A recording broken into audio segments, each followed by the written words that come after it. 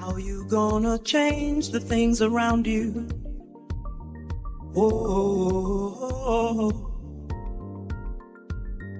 what you gonna love inside of you? Oh, when you gonna hear his revelation? Oh, let it move inside of you.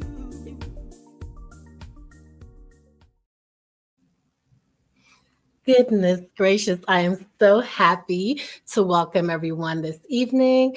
This is Michele Diamond of Infinite Perspectives, your host and CEO of Next Level Promotion, and of course, my incredible partner, Miss Linda Boston. Hi, I'm Linda Boston, performing, literary, and teaching artist. And we're full of the arts today, I bet. Yes, we are. Infinite Perspectives is proudly brought to you by Peer, Next Level Promotion, Carlotta Cole the Brand, Moniker Enterprises, and Unlimited Networks Property Management. We are truly elated and cannot wait to share our special guests this evening, the incomparable Kimberlyn Michele of Lucy's House Entertainment. Welcome, Kimberlyn. We are so happy to have you. You're welcome. I'm Kimberlyn. so happy to be here with both of you. It's been a while, and yes, I was excited about this. I was like very honored that you all even thought about me to be a part of this. So thank you for that. Absolutely. You are a sister, and let me tell you, the energy is everything for us. And when we all connected, it was amazing, and your journey was so similar to ours, and we just had to share you with our audience. So with that being said, would you mind, Kimberlyn, introducing yourself and background? Okay, so again, I go by Kimberlyn Michele. I am a playwright, director, and producer, and as of recently, an interior designer. So, and so that's a new journey for me. In addition to that, I am a 21-year Army veteran. I served 21 years, retired 11 years ago, went into playwriting. So I've done several plays, touring plays. I've worked with lots of people, and it's just been a blessing. So I have 3 adults. I have 4 grandchildren, actually. So, yeah, 4 grandchildren. So, one just had a birthday yesterday. Yeah. So, out of everything I've done, I would say that my grandkids are my greatest accomplishment. So, and again, I'm just happy to be here after, going through everything I've gone through. And thank God I don't look like what I've been through. So again, you guys kind of know, but I'm happy to be here. God has turned it around and given me double for my trouble. I love that. Yes. Absolutely love it. I appreciate you sharing so much with us. And, you said so much that you've been through a lot. And, you did share a little bit of that with us at the expo. And we will tap into that a little bit later. What I wanted to ask you is, what inspired you to pursue your current field and start Lucy's House Entertainment? So I was retired from the military, like I said, 11 years ago.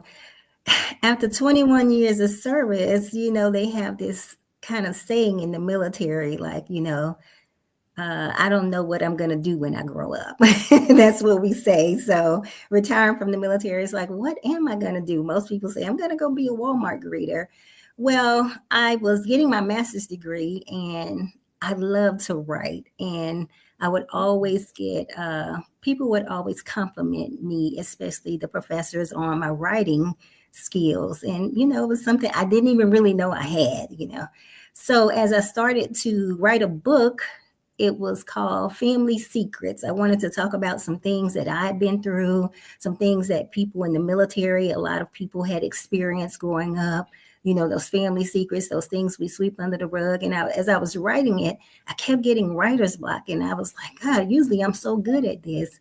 And God just was like, you're not doing what I told you to do. So I started to pray about it, and like it still wasn't going. So I end up like, all right, this needs to be not only told, but it needs to be seen. And that's the direction that God was leading me to. People need to see this because sometimes it's so taboo, we don't want to talk about it. But I felt like people reading it, they really weren't going to get what I was trying to say. Even though you get it, it's like it doesn't impact you the same way. So anyway, I decided to put it in the play because again, some of the experiences that I had gone through. And I had a lot of pushback, even from my church, some of the other churches, on because as I told them what it was about, it's taboo. Nobody wants to talk about those things. And we always say in the Black community, but even serving in the military, honestly, it happens in other cultures as well, so, and we're good about hiding it or whatever. But that's kind of what put me on the path. And then another thing that happened is I had a director that I hired because I wasn't believing in myself. And that director didn't work out. And that was God's way of saying, listen, I gave this to you. You're supposed to do it because you know what I want you to do. You know what you're supposed to say. And that kind of just pushed me into that journey. And then after that, it's kind of like the acting bug. It just bit me. So I just don't get it. Right. Said a mouthful there. And I love that, especially what you shared about the military coming out and like, what is my next move? And, I've heard that so much from family members, like, what is my next goal? What can I check off in my list of what to achieve next? And, I truly appreciate that. And it sounds like, Linda and I were discussing it, community is strong for you. And Linda, did you want to elaborate on that? Right. I was curious. You could have gone on, but I was just curious. Thank you for your service, by the way.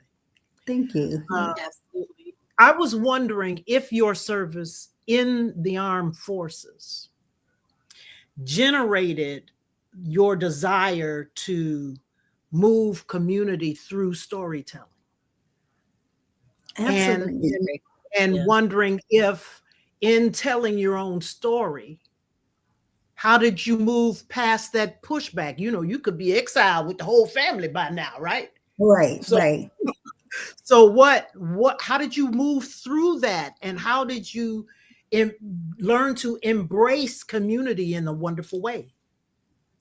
So one thing, being in the military, I've had to tell people, to be honest, especially as females, we go through a lot of sexual harassment in the military. Mm-hmm. So sexual harassment is real. Sexual assault is real. And it happens to males as well, but I know a lot of females that it happened to. So even in beginning to tell my story, part of it was from the military. That's when I developed anxiety and didn't even know I was dealing with anxiety because, you're so used to going on and on and on. And I had a first sergeant who actually physically touched me. And he would make all these little comments at first, and it's like, okay, you kind of sweep it under the rug because it's like, or blow it off, rather not sweep it under the rug, blow it off, because it's almost like you got to get accustomed to it. And you work with males and you don't want to seem like the weak one. So in dealing with the sexual harassment, and I realized like every duty station that I went to, I dealt with sexual harassment. And I can only imagine as I went through the ranks and became higher rank, because I pretty much retired at the top of my ranks, the younger soldiers, what they were going through and what they were experiencing, not one to tell. It dated back even to basic training. The drill sergeants, you don't realize it, but they are sexually harassing us. They're making us do things and you feel like they have that power.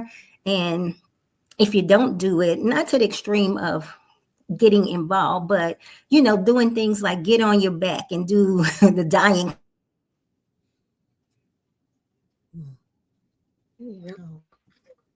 Uh-oh. So just going through that. And again, as I became an advocate for a sexual assault, I went through a class while I was in the military where I became a sexual assault advocate, and just hearing the stories. And I'm like, oh my God, it's like all so familiar. And you hear it time and time again, not just from Black women, but Hispanics, from whites, and you're like, and I will say, I feel like we kind of went through it more, or we were willing to talk about it more. Sometimes they would kind of close off about it, but that was one of the things that made me want to tell my story. And it's like, you got to stop.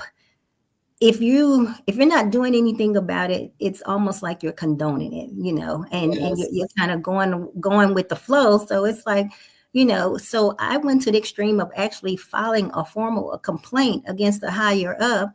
And I had a general to tell me, I don't want you to file this formal complaint. Can you do it informally? And I thought about it, and I went to him the next day and I said, if I was your daughter, would you tell me to be quiet and do this informally? So I decided to go forward with it. And again, getting shunned.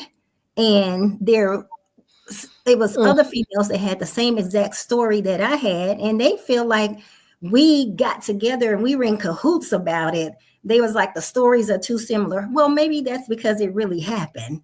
We hadn't even talked to each other about it. But that was one of the things, like, I really wanted to become an advocate for that, especially for those people who didn't really have that voice.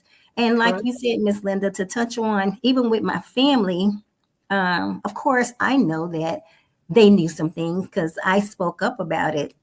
And I reflected on some things when I was younger. And as I started to, when I became a playwright, I did a radio interview. And I talked about the family secrets. And my grandmother told me, I listened to that. And she said her and some friends was listening. And she said she don't recall me ever telling her, oh, I don't remember that happening.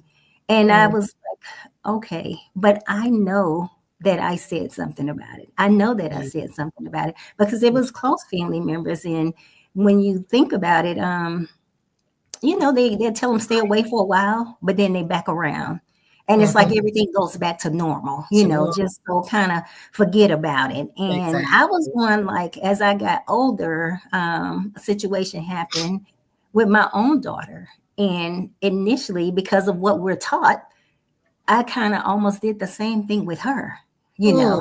Yes, I almost did the same thing with her. And she said something about it. And that's when, and it's like, this is learned behavior. We're taught to sweep it under the rug. And so I had to apologize to my daughter. And I started calling other family members. And I was asking him, did this person do anything to you? And I found out that that person had done it to multiple people. And I confronted them. And yes, people, they were, you need to leave that alone or whatever. No, but if this person is there's still girls coming up in this family. And so this may still be happening. And even with that person having children, I'm afraid for those children. And it's my job at this point to protect those children because nobody protected me. Wow. So yes, I did initially get some pushback, but I didn't care. I was, I wanted to speak out about it, and I'm glad I did. And hopefully, if nothing else, that showed them like, hey, maybe I need to stop this because somebody is aware of it and somebody is saying something about it now. Right. Yes. Oh my God. Thank you for sharing that. I have so many different pieces. Just wanted to point out real quickly, we had a comment from an amazing sister of ours, also Felicia Simone. And when you were commenting about the molestation in the military, she said it's government approved hazing. So, basically it is. And another thing that happens is that if we deny and we say it didn't happen, you begin to believe the lie. Exactly. It takes your self-work, which is what you've done. Yes. To bring all of these truths to the surface. And as a result, each one teach one. Right. You are a foundation to help bring others forward. Yes. I commend you because your story is a million stories out there just like that. Yes, whether it's absolutely. family Absolutely. or in the service. Yeah. Right. Yes. Yes. And I can say that I am starting to see the females in my family speak up about it. Whether Beautiful. they'll post about it, and they may not say the name, but we know who it is. And some of them have called them out. And I give kudos to them for doing that, because again, we didn't have that strength. Our grandmothers, our great grandmothers, they were all told to hush, hush, Mm. go get such and such. That's your uncle. Go fix him some coffee. Well, uncle touched me, uncle touched, So, and you all know this, again, they stay away for a while, but then they're right back at the house. And you expect me to display or go back to the same behavior and act like nothing happened. But that's what they were used to doing. So, Uh, you You know, are in essence breaking that curse. Yeah. yes, correct.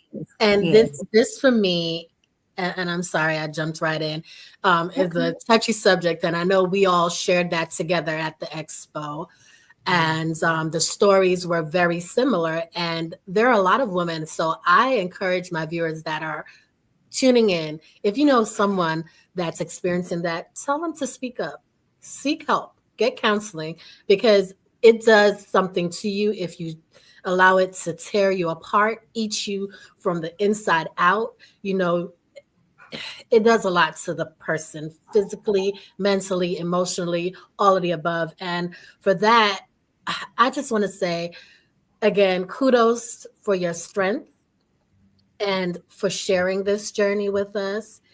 And I want to ask you, how important is it for women coming into their feminine divine, understanding who they are and the strengths that they have within, to recognize and understand that this is not the norm and this Right. shouldn't be happening, and learning to stand in their strengths? What are your thoughts about that? Yeah. I can't say it can be very hard, especially, because a lot of people, you don't get that family support. And I would say I didn't get that family support, but I would say, try to find a support group, because the most important thing is getting that help, whether it's from family or anybody. Um, I like to share, my mother passed last year in October.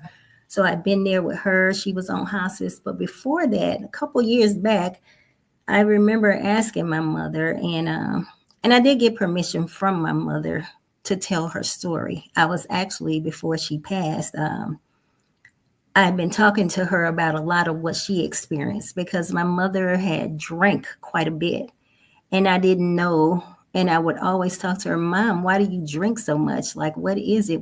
And she would only drink beer, but she would get intoxicated. And this is in no way, shape, or form to make my mother look bad. But, she didn't get to speak up for herself. So my mother had experienced some things as a young child, and even from kidnapping. She had been kidnapped, and some things had happened to her. Mm. And family members knew about it. They found her, but they brought her right back to, and thought everything was supposed to be normal. The person wasn't there, but they thought everything was supposed to go. It wasn't. It was a family friend. So the person stayed away, but my mother had to deal with that all of her Of her life. own. She had to deal with that all of her life. So not really having that family support, it's kind of like, okay, it happened. We found you. You're back home. Everything is good. And I realized, I remember maybe 6, 7 years ago, if that, we were sitting, it was Thanksgiving, and I asked my mom in front of her mother. My grandmother was at one end, my mother, me, my aunt. I said, Mom, what is it? Do you need to go to rehab? Why do you drink so much? And she said, you'll never understand what I went through. And we heard bits and pieces of it, but that day she kind of opened up about it and said something. And the shock of it was almost like my grandmother was shocked. But it's almost like she put it out of her mind as well. So it's like, I knew that she knew about it, but it was almost like she was shocked, again, because they were so used to doing that. And so it really made me understand my mother. And I wasn't really raised by my mother in the beginning, my first up to my teenage years, and then I stayed with my mother. But it really made me understand who she was and why she was the way she was and why she did something. She was always a hard worker, always went to work. I mean, she could drink and get up and go to work the very next morning like nothing, so she was a strong woman, but she had suppressed so much. Right. And so instead of, because she couldn't talk about it, so drinking was her way to, to cope with it. Yeah, that was her cope. And so when my mother had a stroke back in 2021, that's when I really started talking to her to really figure out, because she wasn't drinking anymore. And she really opened up to me about a lot of things that she had went through when she was young. Even that the fact that honestly, my father is about 15 years older than my mother. So I had a hard time dealing with that. Like, this man was a molester. I can't even acknowledge him as a father, he's deceased, but, and I knew he was my father, but it got to the point like, I just couldn't even acknowledge it anymore. Knowing now, I never knew that, and that's what it was. My mother had siblings. My mother actually, not siblings, I had siblings on my father's side who was basically the same age as my mother. So, yeah. So when they talk to me about my father, that's something that I kind of like, I don't want to discuss that, because had he been here, I would have confronted him. And again, with, grandparents, they all knew it. And, you hear, oh, this person was fast, but you don't know what she was dealing with. And you never got her the help from the other situation that she had gone through. So that's what she knew. She didn't know, but he knew better. So yeah, so finding out that my father was way older than my mother, that's something I still deal with. And I still have those feelings where I have that anger, because it's like nobody protected her. So yeah. It's okay. Yes. It's heartbreaking. And we're in a day and age where these are the years of telling truths. You see it on social media. Everybody's business is on the street. Everything is out. Right. And now there's a buzz about mirror work and shadow work. Yes. And what you have done so powerfully in your own way by writing things down, by journaling, is your mirror work, is your shadow work, is your healing work. Yes. And we have to encourage all people to do this, honey. Yes. We must encourage others. I don't care how young they are. I don't care how old they are. Right. I'm 150. I've done mirror work. There was work that was needed to be done inside of me to find a place of peace. My heart goes out to you, to your tenacity and strength to push through all of these truths. Yeah. We can't operate in fantasy. We got to operate in reality to be healthy. Yes. Right. Yeah. So and now you're healthy to operate in reality. You's a bad sister. Okay, yes, she is. Listen, she is absolutely practicing what we've been talking about for the past 3 weeks, Linda. And on our phone call, Kimberlyn, remember I said radical self-care, and you've absolutely been practicing it, implemented it in your life. And I can't stress to our viewers how important that is, to make sure that you are taking care of self, tapping in to the old wounds and letting them go. Whatever is not ours to carry, it's not our burden. It wasn't meant for us. It happened, but it's that circumstance did not define who you are. Right. And you are shining brightly. You are encouraging so many. The plays that you've done in the past and ones coming up, so inspiring. And this is why we had to get you here this evening to share this journey, to let our viewers know, if you have a similar story, you're not alone. Right. All of us are connected in some shape, form, fashion, through stories, through passing, whatever it is. On our journey, we have so many things that are comparable. And if this touches your heart this evening and it's something that you've experienced, take note. Don't sit in silence. You can when you meditate and reflect, but don't sit in silence. Speak up. Speak your truth. Own it and release it. Move forward. In fact, if people reach out to us on our Facebook page, Instagram page, even the YouTube that's streaming live, and put a comment in there wanting to know some of the places that we've had an affiliation with that can help support you through that journey. Yes. We know of companies that do that. Remember at the CIS Network, they were there. Correct. They were there. And there are tons. One of our partners, Miss Carlotta Cole, she's an amazing spiritualist, and she will help you through that journey. So tap on in. I know there's so many amazing people. Even the young lady that came on earlier, Miss Felicia Simone, she has a lot of resources as well. So tap in. We definitely have an amazing network of women and men that are here to uplift and build with each other. And that's what because it happens to men too. Yes, it absolutely does. Mm-hmm. And what I want to say is, and even at this point, I had to, in my journey of learning my mother's story, that's when I learned to give grace. Yes. Because sometimes when we don't know things, we look at it from a judgmental perspective, to be honest. And, I was never trying to, but I always wondered, well, why didn't my mom raise me? I got 3 other siblings. They always stayed with her. Why didn't she raise me? And I know she loved me. And as I got older, like I said, and starting to understand and finding things out, it was like she needed that grace. She needed that grace. And she needed me to be her advocate. And that's why I do share her story to advocate for her.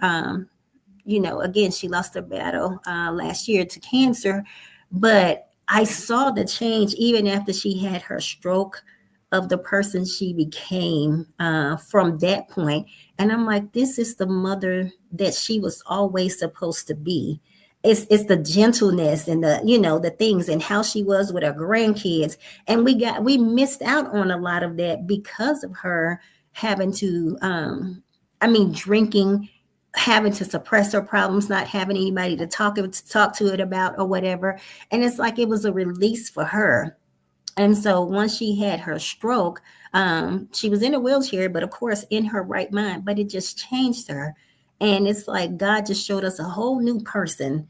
And it's like, this is the person that we've been missing out on all these years. And someone stole that from us. The person that kidnapped her stole that from us. My father, my biological father, stole that from her. So a lot of things that was stolen from her childhood that she didn't get to enjoy, but later, like I said, just seeing her change and seeing how she was, it's like when she's not drinking, this is who she was supposed to be. And I thank God for those last 4 years that we got to experience that side of her without the alcohol, being able to talk to her and getting the phone calls every day and things like that. Yes. So, and I thank God for that time. And again, that's why I advocate for her. And sometimes even with our mothers or whatever, we have to extend that grace. We really have to ask those questions because, that generation, they don't want to talk about it. So sometimes asking that question to find out what's really going on with you, I need to understand you so that I can extend you that grace, know. So I'm not looking at it as, darn, you're always drinking, but I'm looking at it now. I understand. And now I understand, what it was for her. So, yeah. Awesome. Kudos there. It's interesting that you say that, we're at a place where we have to realize that everything we've been through, there's a reason why we've been through it. Yes. Your story is touching the lives of multitudes. Praise God.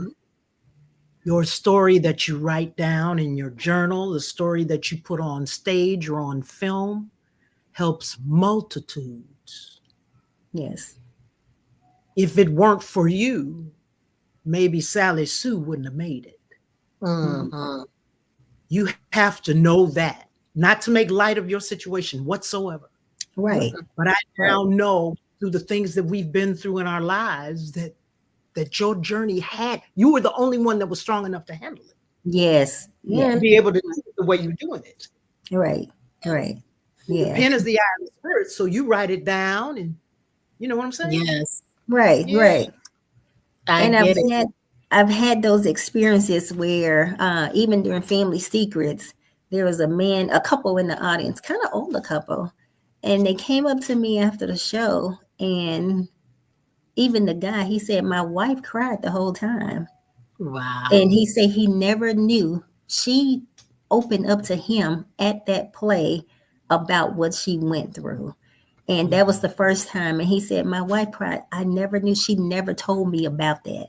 And that play touched something within her. And that's when I told her, hopefully this helps you on your healing journey, and still go get the help that you need. And even when I was dealing with the play that I wrote, Unfaithful, that I had taken on tour, and a young lady came up to me and she held my hand so tight, and when I hugged her, she just wouldn't let go. But because experiencing the domestic violence, that's what it talked about. She had gone through that, and she, beautiful girl, you would never be able to tell. It seemed like she had it all together, like me. People think you got it all together, and it's like, if you only knew, but God, but God. So for the grace of God is why I am, why I'm even still here today. So, so when that happens, I'm like, okay, God, it may not, even in numbers, sometimes it don't turn out how you want. Maybe the house ain't full, but the people that's supposed to be here and the ones that's supposed to hear, that's who's here. And so that's what touches me, to say, thank you, God, that I got to, shared that experience to help someone else, because you got me through it. So thank you for that. Yes. You took that right out of my mouth, because I was going to say, to piggyback off of what Linda said, just showing up for people. At times we go through things and we're like, oh, woe is me. Why me? But that experience teaches us something. There's a lesson there, and the cycle may continue or repeat itself because we haven't learned or identified what it is that we needed to take away from it. And for us to come into the knowing and say, hey, this is my story. This is my life. This is what I was meant to do, and share that. We're showing up for somebody else. As you and Linda pointed out, they needed us, and we need to show up and let them know you're not alone. And I'm going to keep reiterating that you're not alone. And you touched on 2 amazing plays. Could you elaborate a little bit about the plays, going into who you had that actually starred in these plays and what ideas came about from it, and then the next big project, so that the audience know that we are continuing on despite all of the tragic things that we may have been through. We're pushing forward. Yes. And I can say writing those plays is what helped me to get through it. Sometimes just writing it out, that helped me get through my journey of healing. So of course, I did Family Secrets, and then after that I did Dirty Laundry, which was the last one I did, even as of lately. So, so of course I had Michele in there, beautiful person. Love working with her. She just kind of goes with the flow, give you what you want. She's always asking, very considerate of what you want. That's how she wants to deliver it. So, Shirley Murdoch, I was in Unfaithful. She's been in several of my plays, Let God Make Him a Man. So working with Shirley Murdoch, Jackie Christie from Basketball Wives. Who else? Selena Johnson, the singer. Girl. Yeah, I've worked with Selena. I've worked with Lil G, the lead singer of the group Silk. Yes. Lil G. It's been quite a few. Stevie Baggs Jr. Who else was in? Look, it's been quite a few, but Well, it's just been a blessing because they've all been so. We become like family. You spend so much time together at rehearsals and stuff. So and a lot of them like, I don't want to be treated a certain way. I just want to be in here doing what everybody else is doing, and that's what I love about God. I always pray about Lord, who am I supposed to pick? Give me the people that's supposed to be in it, the ones that's really coming to tell the story. Not just to let me go get this check and go on about my way, but really want to tell the story and tell it how I wrote it so that they can impact people. So I love that part of it. Do you mentor up and coming artists, new artists? So to some degree, because I do teach acting classes, so I've had a couple people that went through my acting classes. I've done that on kind of like a one-on-one basis, but I've also had some up and coming people that have been in my plays, and I was like one of the first one to give them an opportunity. I have a couple of them now who will reach out to me. Oh my God, thank you for giving me the opportunity years ago, because they continued that path, and like a couple of them are in national commercials and have been in a lot of things like that. So, and that's, for me, that's so gratifying and rewarding to see, okay, you're living out your dreams. And I love that. Yeah. Well, we have your contact information scrolling on the bottom of the screen at Lucy's House. Yes. So if they want to reach out, they should contact you. Of course. Then, as usual, if anybody comes my way, I shoot them to you anyway. Yes. So I'm still waiting to have Miss Linda too. Remember? Oh, yes, we did. We got to talk. Yes. I wrote a play for a pastor and his wife. He kind of had a little gist of what he wanted the story was about in Milwaukee. So I wrote a play for them. So I'm waiting. I'm like, we need to go ahead and cast for this. I'm so excited about it. It's called Uncomfortable Truth. It's one of those, he gave me another title, but as I was writing it, God gave me something else. I said, I don't know how you're going to take this, but God, this is what God gave me. And he was like, let's go with it. So I'm excited about that one too, because Uncomfortable Truth. And, and sometimes I want to write about where we don't always see Black men in a negative aspect. We got some strong Black men out here who's doing what they're supposed to do or whatever. And we don't want to always put them in a negative light, where, because we have a lot of them that are doing what they're supposed to do and being fathers and being providers and all of that. So I wanted to write about that too. I don't want everything. Okay, yeah, we like the drama and everything, but I don't always want to put Black men in, look at them from a negative aspect, because there are some good men out there. Right. Yeah. We're just not a one-dimensional people. We are multi-dimensional. We're funny. Infinite perspective. Yes. Think about I feel you. Yeah. Right, let's talk about that, Kimberly. Right. Let's talk about it. Yes, I'm here for it. Absolutely. Yes. So with that stated, I wanted to circle back and ask you, would you mind sharing any lessons that you've learned from, past failures or mistakes that you've made, and how did you overcome that? Now I will tell you, in this entertainment industry, I have dealt with some people who you think you can trust because they kind of have a name or whatever, and you think you can trust. And one of the biggest lessons is it's some thieves around here. Like, let's keep it real. It's the insider. I say deposits to people, and they kind of have a name, and people know them, and you trust them. And I do contracts, but if they don't give your money back, it's like my lawyer wrote to them. And one girl had the nerve to even tell me, well, I was on 2 of the rehearsals. Well, we had 10 rehearsals. So she kept my money, and I didn't. I said, you know what? I'm going to let God take care of it. So honestly, I think for me, it was the trust factor of, and just expecting people to do what they say they're going to do. And they don't do that. And a lot of times they'll look at you as if, like, especially when I moved to Atlanta, a lot of people don't know me. I came from Texas, so of course but coming here, so a lot of people, and they'll look at you like, well, And like I told her, if it was Tyler Perry, would you tell him that?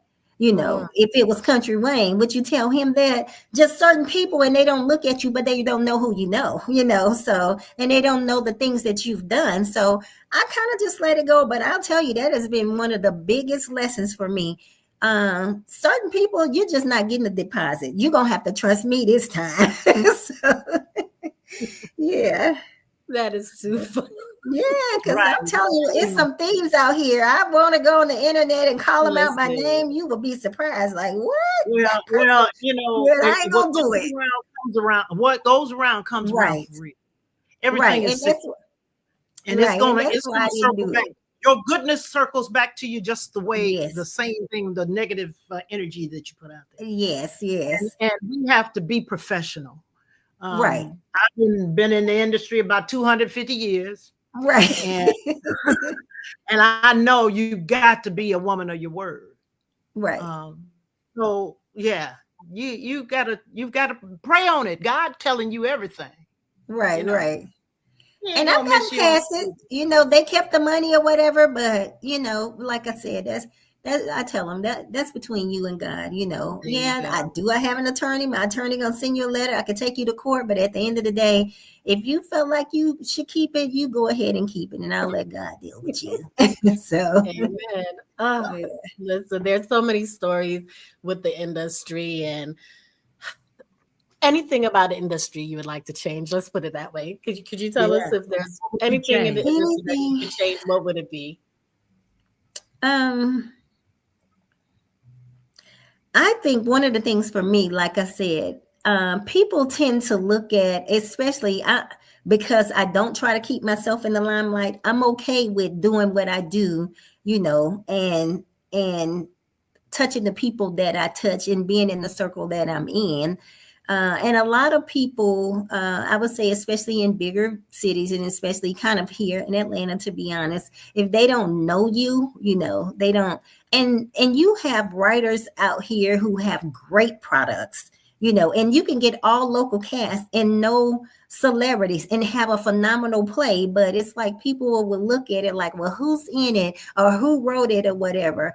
If you really like theater and you want to support, you know, there's good products. You don't need names because sometimes the names don't even deliver what they're supposed to deliver. So, you know, I would say I would see that theater is kind of fading away to a certain extent, especially for a lot of Black playwrights or whatever. You know, it's just not as big as it was.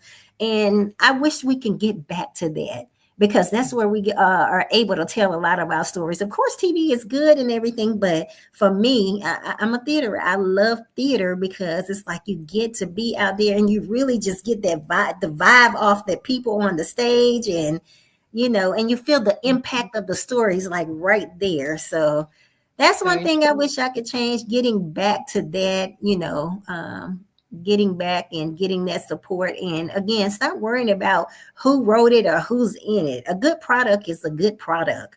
You know, you can take a pair of Payless shoes and you can take a pair red bottoms and turn them around and they look the same, and you won't know until you see that red on the bottom, that and the red bottom's gonna hurt you more than the Payless shoes. So and you know, so if you're getting a good product, stop looking, you know, that's what I say. Stop looking at worrying about who wrote it. If it's a good product, just give it a chance, support it. And you know, that's one of the things I would like to change. So that's amazing. You also did some work with a gallery, the Future Gallery for Miami Art. Yes. Can you tell us a little bit about that? So I am an art collector. You probably see some pieces. I love art. So I'm a real art collector. Like, and so Future Gallery, I went in, I bought a couple pieces he had, and I was like, wow, you know, Black guy who owns a gallery or whatever. So I wanted to support him. And there's something called Art Basel that they have every year in Miami. It's a big thing.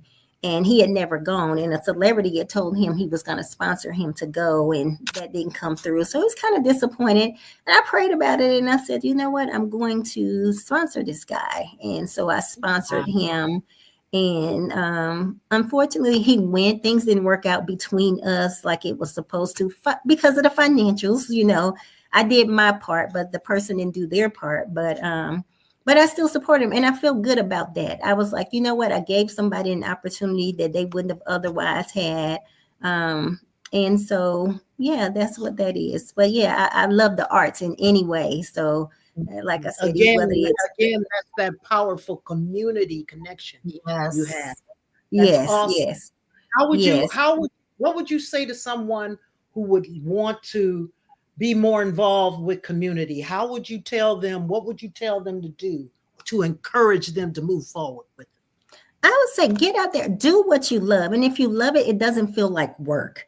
And so that's one of the things for me. Well, I love the things that I do. Even interior design, I'm like, sometimes I find myself running around 25, 30 hours doing this work, but I love working with people. I love connecting with people. So when I do what I love, it doesn't feel like work. And you have to, put yourself, like I said, I'm kind of a more behind the scenes person, unless somebody really asks me, can you write a play? Can you do this, that? I don't even promote myself a lot because I believe that God is going to bring the things to me that's for me.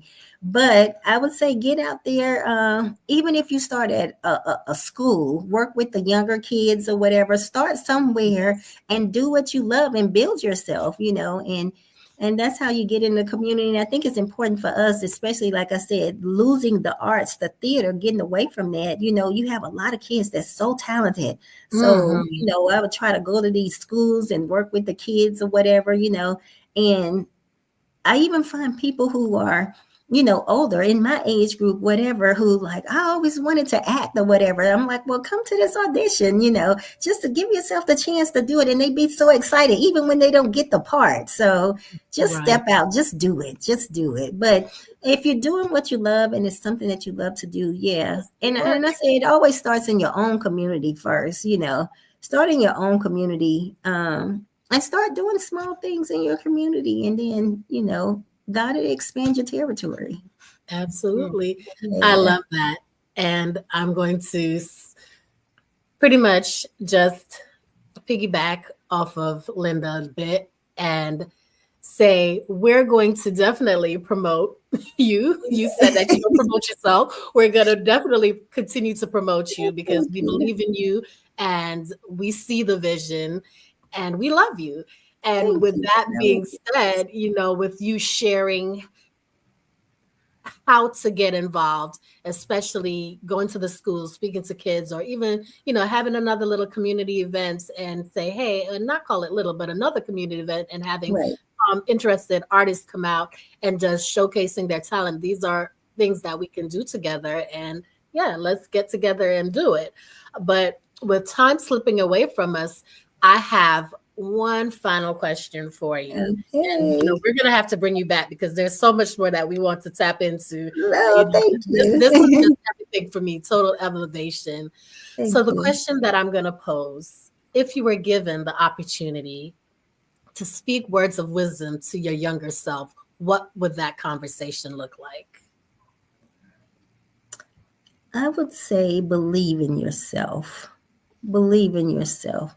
Because I would say when I was younger, I let other people determine or even project their insecurities on me. At the time, you don't know it, but I was the skinny girl with the buck teeth.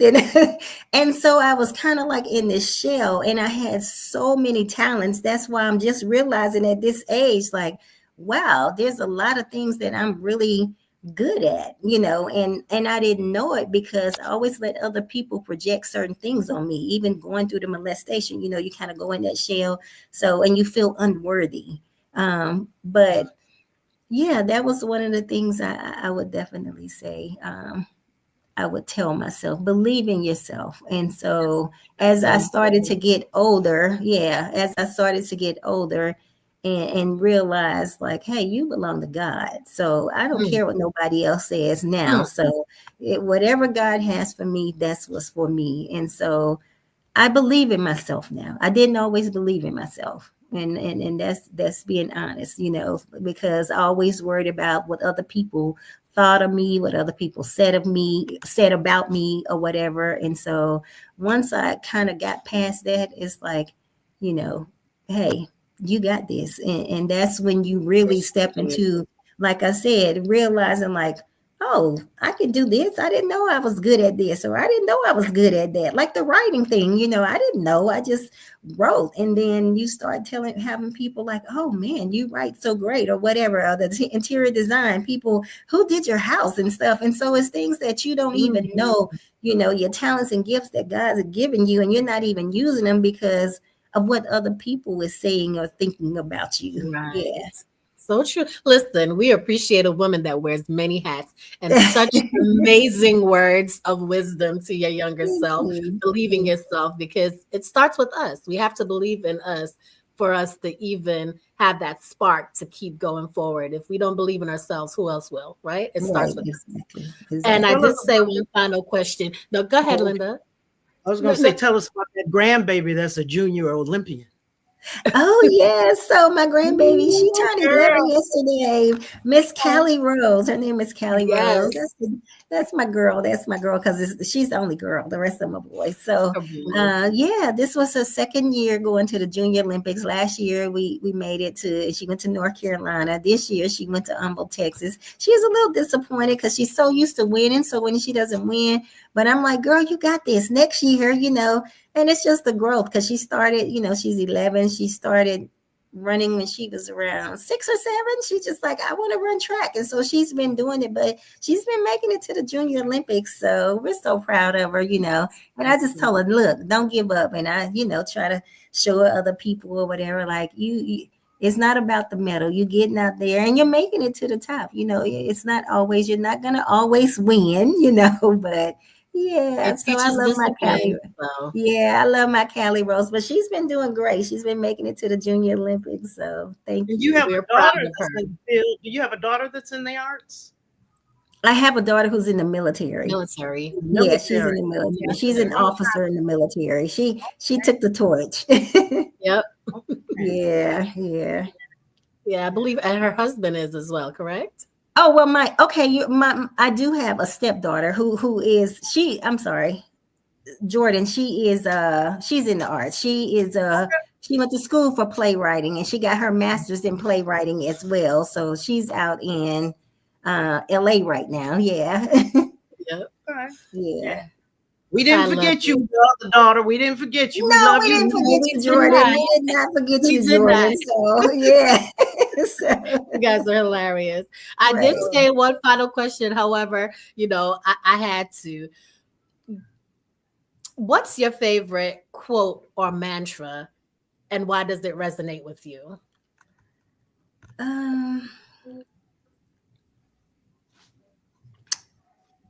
I have a few. I do have a few, but I think one of the things is what God has for me is for me. It sounds so cliche, but I have really realized that because sometimes we continue to try to bring people with us or do things with people, and that's not who God intended us, or even share things with people. And I had to learn some lessons where God was saying, did I tell you to do that?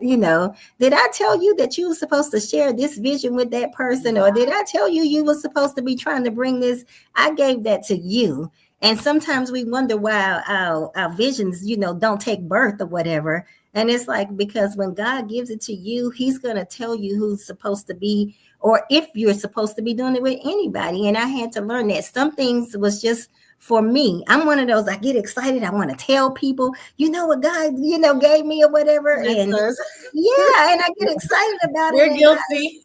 And he's like, I have to hear that. And I'm like, oh, Lord, why isn't this working out? I know you gave this to me. And he's like, because I didn't tell you to do all that. So I was it's interesting you say that because Michele and I were talking to another young artist. And I was saying the exact same thing. And, sometimes we preach into the choir because we do it. Right. But know that you manifest through the mind with the Most High God, not through your mouth. Yes, yes. up here, not through here. Manifest through the mind. Ooh, I love that. I Mhm. love to hear Miss Linda speak. Ever since that day I heard her sing, honey, had me. Yes, I yes. love to hear Miss Linda. So I cannot wait to work with her. Wait a minute, we ain't talked, and I done worked up a hot flash and everything. Talk to you, I'm telling you. I know I get it too, but I'm so excited. I really cannot wait to work with you. So We're gonna make it happen. We're gonna make it happen for sure. Absolutely, absolutely. So. Well, I appreciate you all sharing so deeply and allowing us to enter such intricate parts of your world, your journey, and allowing us to share ours as well, because we have some similarities. And what I want to reiterate to the audience is, as Kimberlyn eloquently pointed out throughout this entire interview, and we're going to wrap it up with a quote about possibilities and mindset. As we become comfortable with uncertainty, infinite possibilities opens up in our lives. It means fear is no longer a dominant factor in what we do and no longer prevents us from taking action to initiate change. Remember to think bigger, forget limits, and embrace the idea of infinite possibility. It will change you. Yes. So I hope that resonates with someone this evening and this entire episode, because it was powerful on so many levels. And Kimberlyn, we would love to have you back to share so much more, especially the next piece of collaboration in Boston. Yes, I'm ready. I'm ready. We're ready to do it. Let's do it. Promoting it through Next Level. Let's do it. Yes. And I'm definitely going to make the connection with Felicia Simone, because she's incredible as well, and her daughter, amazing talents, and I believe the energy would just sync perfectly. So thank you all for tuning in to Infinite Perspectives and welcoming Miss Kimberlyn Michele of Lucy's House Entertainment. Such a beautiful spirit. I love her. We just wanted to say you're most welcome. Infinite Perspectives is once again brought to you by Next Level Promotion, Peer, Carlotta Cole, the Brands, Unlimited Networks, Property Management. And we encourage you guys to tune in next Wednesday, August 20th. We have another dynamic interview in store for you guys. And Linda, did you want to let them know? Yes, her name is Dr. Portia Lockett. She is a wonderful counselor and psychologist, and she helps people move forward after grief. We all have been there, and sometimes what we've been through is still with us. And we have a hard time moving through it. So please join us next week, August 20th at 8 p.m. and bring your questions. Feel free to type in the comments like our sister Felicia has done. Feel free to do that. We're more than happy to have you part of our community, our family. Yes, absolutely. And Felicia just stated, and I'm putting it up, she said, would love to connect and see if there's an interest in discussing some programming and grant partnerships around the theater film industries, connecting it to advocacy, social issues, etc. I'll connect through Michele. Absolutely. Felicia, I always have your back. You've been a sister since day one, where we started with Philly and ATL. And listen, she has an amazing program that she's working on now coming up in Philadelphia as well, with her niece, and it gives back to the community in celebration of one of their sisters. So we're going to post more about that as well, because of course we always embrace and uplift those that support us, and we just wanted to pay it forward. So Felicia, we're absolutely going to continue to promote that event as well and connect you with the dynamic Kimberlyn Michele, and I see so many amazing things in the future. So thank you guys again for having me. So it's definitely been an honor. So to speak with both of you, I love it, and I can't wait to connect again. Yes, Thank you for joining. Yes, I'll call you, girl. Okay. Bye. All right, love you guys. All right, love Thanks you for tuning too. in. Bye.